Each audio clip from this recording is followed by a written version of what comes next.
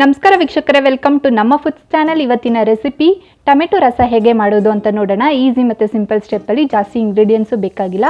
ಹಣ್ಣು ಟೊಮೆಟೊ 4 ತೊಗೊಂಡಿದ್ದೀನಿ ಚಿಕ್ಕ ಸೈಜಲ್ಲಿ. ಎಣ್ಣೆ 4 ರಿಂದ 5 ಟೇಬಲ್ ಸ್ಪೂನ್ ಆಗೋಷ್ಟು, ಹಸಿ ಕೊಬ್ಬರಿ 2 ರಿಂದ 4 ಟೇಬಲ್ ಸ್ಪೂನ್ ಆಗೋಷ್ಟು, ಸಾಂಬಾರ್ ಪೌಡರು 1 ರಿಂದ 1.5 ಟೇಬಲ್ ಸ್ಪೂನ್ ಆಗೋಷ್ಟು ಖಾರ ನೋಡ್ಕೊಂಡು ಹಾಕ್ಕೊಳ್ಳಿ. ಬೆಳ್ಳುಳ್ಳಿ 4 ರಿಂದ 8, ಸಾಸಿವೆ ಅರ್ಧ ಟೇಬಲ್ ಸ್ಪೂನ್ ಆಗೋಷ್ಟು, ಜೀರಿಗೆ ಅರ್ಧ ಟೇಬಲ್ ಸ್ಪೂನ್ ಆಗೋಷ್ಟು, ಕರ್ಬೇವಿನ ಸೊಪ್ಪು 1 ಕಡ್ಡಿ ತೊಗೊಂಡಿದ್ದೀನಿ. ನೀವು ಬೇಕಿದ್ರೆ ಜಾಸ್ತಿ ತೊಗೊಳ್ಳಿ, ಫ್ಲೇವರ್ ಚೆನ್ನಾಗಿರುತ್ತೆ ಅದಕ್ಕೋಸ್ಕರ. ಕೊತ್ತಂಬರಿ ಸೊಪ್ಪು ಸ್ವಲ್ಪ, ಉಪ್ಪು ರುಚಿಗೆ ತಕ್ಕಷ್ಟು, ನೀರು ನೀವು ನೋಡಿಕೊಂಡು ಹಾಕೊಬೇಕಾಗುತ್ತೆ, ಕನ್ಸಿಸ್ಟೆನ್ಸಿ ನೋಡಿಕೊಂಡು. ಈಗ ನಾನು ಸ್ಟವ್ ಹಚ್ಚಿ ಸ್ಟವ್ ಮೇಲೆ ಪಾತ್ರೆ ಇಡ್ತಾ ಇದ್ದೀನಿ. ಪಾತ್ರೆಗೆ ಆಲ್ರೆಡಿ 1 ಗ್ಲಾಸ್ ಆಗೋಷ್ಟು ನೀರು ಹಾಕ್ಕೊಂಡಿದ್ದೆ. ಈಗ ನಾನು ಹಣ್ಣು ಟೊಮೆಟೊ ಹಾಕ್ಕೊತಾ ಇದ್ದೀನಿ. ನೆನಪಿರಲಿ, ಹಣ್ಣು ಟೊಮೆಟೊ ಹಾಕ್ಕೊಳ್ಳಿ, ಟೇಸ್ಟ್ ಚೆನ್ನಾಗಿರುತ್ತೆ ಅದಕ್ಕೋಸ್ಕರ. ಈಗ ನಾನು ಇದನ್ನು 4 ರಿಂದ 5 ನಿಮಿಷ ಕಾಲ ಹಾಗೆ ಕುದಿಸ್ತಾ ಇದ್ದೀನಿ. ಟೊಮೆಟೊ ಬೇಯಬೇಕು ಅದಕ್ಕೋಸ್ಕರ. ಟೊಮೆಟೊ ಬೆಂದಿದೆ ಇಲ್ಲ ಅಂತ ನಿಮಗೆ ಯಾವಾಗ ಗೊತ್ತಾಗುತ್ತೆ, ಆ ಚಿಪ್ಪೆ ಎಲ್ಲ ಸ್ವಲ್ಪ ಸಪ್ರೇಟ್ ಆಗಿರುತ್ತೆ, ಕಟ್ ಮಾಡಿರೋ ರೀತಿ ಇರುತ್ತೆ, ಆವಾಗ ಬೆಂದಿದೆ ಅಂತ ಅರ್ಥ. ಆವಾಗ ನೀವು ಸ್ವಿಚ್ ಆಫ್ ಮಾಡಿಕೊಂಡು ಇದನ್ನು ಒಂದು ಪ್ಲೇಟಲ್ಲಿ ಟ್ರಾನ್ಸ್ಫರ್ ಮಾಡ್ಕೊಳ್ಳಿ. ನೆನಪಿರಲಿ, ಹುಷಾರಾಗಿ ಟ್ರಾನ್ಸ್ಫರ್ ಮಾಡ್ಕೊಳ್ಳಿ, ಯಾಕಂದರೆ ಬಿಸಿ ಇರುತ್ತೆ ಅದಕ್ಕೋಸ್ಕರ. ಈ ಥರ ಟ್ರಾನ್ಸ್ಫರ್ ಮಾಡ್ಕೊಂಡು ಆಮೇಲೆ ಕಂಪ್ಲೀಟಾಗಿ ಕೂಲ್ ಆಮೇಲೆ ನಾನು ಚಿಪ್ಪೆನ ತಕ್ಕೊತಾ ಇದ್ದೀನಿ. ನೀವು ನೋಡ್ತಾ ಇರ್ಬೋದು, ಈ ಥರ ತಕ್ಕೊಂಡು ಆಮೇಲೆ ನಾನು 1 ಸ್ಪೂನ್ ಸಾಯದಂತ ಈ ಥರ ಕಟ್ ಮಾಡ್ಕೊತಾ ಇದ್ದೀನಿ. ನೀವು ಬೇಕಿದ್ರೆ ನೈಫಲ್ಲೂ ಕಟ್ ಮಾಡ್ಕೊಬೋದು, ತೊಂದರೆ ಇಲ್ಲ. ಟೊಮೆಟೊ ಸಾಫ್ಟ್ ಇರುತ್ತಲ್ಲ, ಸೊ ಸ್ಪೂನೇ ಸಾಕಾಗುತ್ತೆ.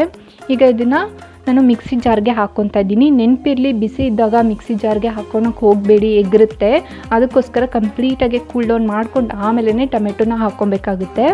ಈಗ ನಾನು ಇದಕ್ಕೆ ಜೀರಿಗೆ ಹಾಕ್ಕೊತಾ ಇದ್ದೀನಿ, ಅರ್ಧ ಟೇಬಲ್ ಸ್ಪೂನ್ ಆಗೋಷ್ಟು. ನೆನಪಿರಲಿ, ನೀವು ಜಾಸ್ತಿ ಟೊಮೆಟೊ ತೊಗೊಂಡ್ರೆ ನಾನು ಹೇಳಿರೋ ಇಂಗ್ರೀಡಿಯೆಂಟ್ಸಲ್ಲಿ ಡಬಲ್ ಹಾಕ್ಕೊಬೇಕಾಗುತ್ತೆ. ಈಗ ನಾನು ಸಾಂಬಾರ್ ಪೌಡರು, ಹಸಿ ತೆಂಗಿನಕಾಯಿನ ಹಾಕ್ಕೊತಾ ಇದ್ದೀನಿ. ನಿಮಗೆ ರಸ ಸ್ವಲ್ಪ ಗಟ್ಟಿ ಇರಬೇಕಂದ್ರೆ ಸ್ವಲ್ಪ ಕೊಬ್ಬರಿ ಜಾಸ್ತಿ ಹಾಕ್ಕೊಬೋದು, ತೊಂದರೆ ಏನಿಲ್ಲ. ನೀವು ಅನ್ನಕ್ಕೆ ಹಾಕ್ಕೊತಾ ಇದ್ದೀರಿ ಅಂದರೆ ಸ್ವಲ್ಪ ತೆಳ್ಳಕ್ಕಿದ್ರೆ ಚೆನ್ನಾಗಿರುತ್ತೆ. ಈಗ ನಾನು ನೀರು ಹಾಕ್ಕೊಂಡು ಚೆನ್ನಾಗಿ ರುಬ್ಕೊಂಡಿದ್ದೀನಿ ನುಣ್ಣಕ್ಕೆ. ಈಗ ಒಂದು ಬಾಣಲಿನಲ್ಲಿ ನಾನು ಎಣ್ಣೆ ಹಾಕ್ಕೊತಾ ಇದ್ದೀನಿ. ನೀವು ಬೇಕಿದ್ರೆ ಯಾವುದಾದ್ರೂ ಪಾತ್ರೆ ಯೂಸ್ ಮಾಡ್ಬೋದು.